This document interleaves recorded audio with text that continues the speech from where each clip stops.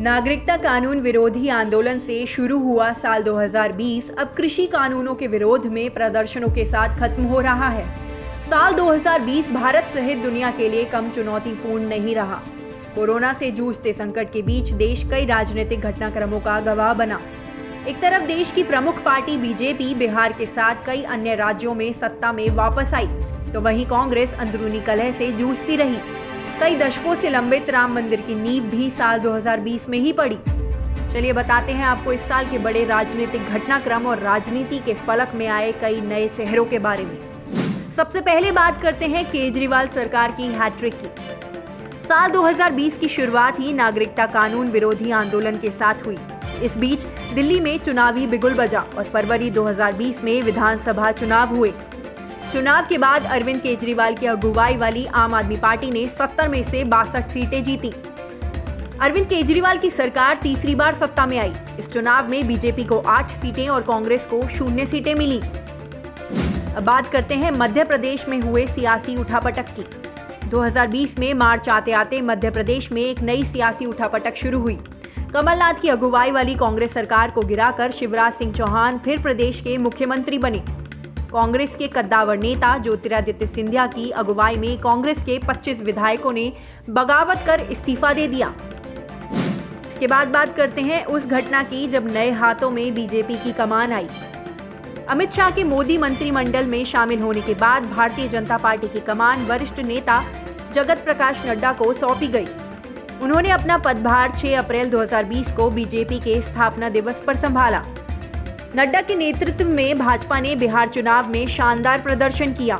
गुजरात, कर्नाटक, मध्य प्रदेश और उत्तर प्रदेश के उपचुनाव में भी भाजपा शासित सरकारों को कामयाबी मिली। इसके बाद मौका आया दशकों से लंबित राम मंदिर निर्माण की नींव रखने का। भारतीय जनता पार्टी के शुरुआती दिनों से ही राजनीतिक एजेंडों में सबसे ऊपर रहने वाला राम मंदिर प्रधानमंत्री मोदी के दूसरे कार्यकाल में पूरा हुआ। 5 अगस्त 2020 को देश के प्रधानमंत्री नरेंद्र मोदी ने राम मंदिर निर्माण की नींव रखी। अयोध्या में राम मंदिर का निर्माण कार्य शुरू हो गया है। अब बात करते हैं बिहार चुनाव में 2 नए चेहरों के उदय की। कोरोना संकट के बीच बिहार में 243 सीटों पर विधानसभा चुनाव हुए। एनडीए गठबंधन 125 सीटों के साथ सरकार बनाने में कामयाब रही। नीतीश कुमार ने 7वीं बार बिहार के मुख्यमंत्री के रूप में शपथ ली। इस चुनाव में आरजेडी के तेजस्वी यादव बड़े नेता के रूप में उभरे। उनके तीखे प्रचार और सरकार पर सवाल करने की शैली ने उन्हें बिहार के बड़े नेता के तौर पर स्थापित किया। इस चुनाव में एनडीए से बाहर होकर चिराग पासवान ने अलग ताल ठोकी। हालांकि उनकी पार्टी चुनाव में खास कमाल नहीं कर पाई, फिर भी युवा नेता के तौर पर उन्होंने अपनी जगह जरूर बना ली। इसी साल 22 साल पुरानी दोस्ती में दरार भी पड़ी। लगभग 22 सालों से चली आ रही भाजपा और अकाली दल की दोस्ती 2020 में टूट गई। अकाली दल कृषि विधेयक के नाम पर एनडीए से अलग हो गया। केंद्र सरकार सितंबर महीने में 3 नए कृषि विधेयक लाई थी, जो अब कानून बन चुके हैं, लेकिन किसानों का कहना है कि इन कानूनों से किसानों को नुकसान होगा। इन्हीं कृषि कानूनों के विरोध में अकाली दल की हरसिमरत कौर बादल ने 17 सितंबर 2020 को केंद्रीय मंत्रिमंडल से अपना इस्तीफा दे दिया। अब बात करते हैं ऐतिहासिक घटना की।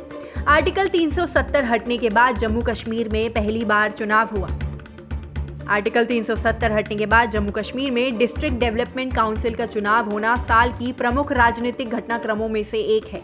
इस चुनाव में वहां की आम जनता ने बढ़ चढ़कर भाग लिया और घाटी में एक बार फिर से लोकतांत्रिक प्रक्रिया बहाल हुई। इस चुनाव में भाजपा घाटी में भी कमल खिलाने में सफल हुई। इस चुनाव में भाजपा के सामने गुपकार गठबंधन था, जिसमें सभी पार्टी एक साथ मिलकर चुनाव लड़ रही थी। सबसे अंत में बात आती है किसान आंदोलन की। किसान आंदोलन की धधक से दिल्ली बेहाल हुई। नए कृषि कानून ने एक तरफ तो भाजपा की अकाली दल के साथ 22 साल की दोस्ती तोड़ दी, तो वहीं दूसरी तरफ देश भर के किसानों को सड़क पर विरोध में उतार दिया। किसान अब कृषि बिल को वापस लेने की मांग कर रहे हैं। उनका कहना है कि इन कानूनों से किसानों को नुकसान होगा और निजी खरीदारों व बड़े कॉर्पोरेट घरानों को फायदा होगा। किसानों को फसल का एमएसपी खत्म हो जाने का भी डर है। कृषि कानूनों के खिलाफ अक्टूबर के अंत में पंजाब में शुरू हुआ किसान आंदोलन दिल्ली की चौखट पर आ पहुंचा है। किसानों और केंद्र के बीच 6 दौर की वार्ता के बावजूद कृषि कानूनों पर गतिरोध कायम है। अगर साल 2020 को आंदोलन का साल कहा जाए तो अतिशयोक्ति नहीं होगी।